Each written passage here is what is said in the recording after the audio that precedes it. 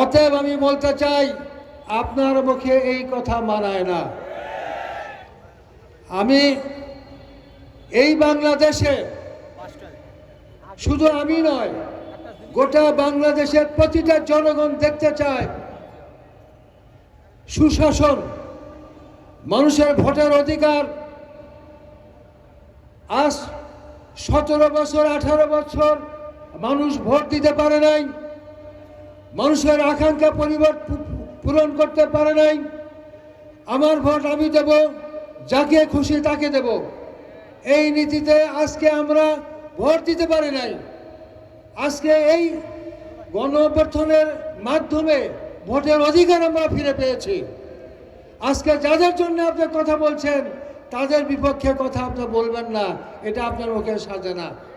আপনি তো বাংলাদেশ থেকে খত দিয়ে বিদেশে চলে গেছিলেন, আপনাকে ফেরত নিয়ে আসলে আজকের এই 5ই আগস্টের যারা মানে রূপকার, তারাই আজকে আপনাকে বাংলাদেশে নিয়ে আসছে।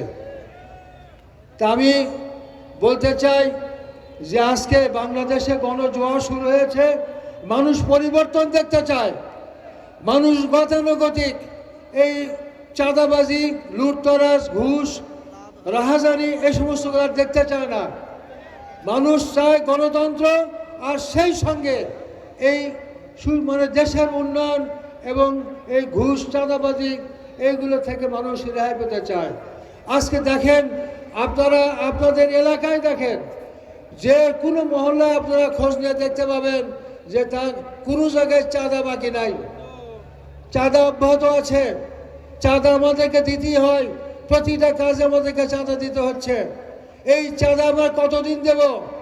যারা চাঁদাবাজ, যারা ঘুষখোর, যারা মানুষের উপর জুলুম করে, তাদেরকে আপনারা ভোট দেবেন না।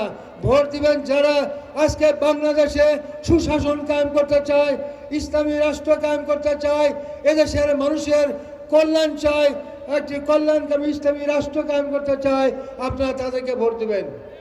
এই আহ্বান জানিয়ে আমি আমার কথা শেষ করছি। আসসালামু আলাইকুম ওয়া রাহমাতুল্লাহি ওয়া বারাকাতুহু।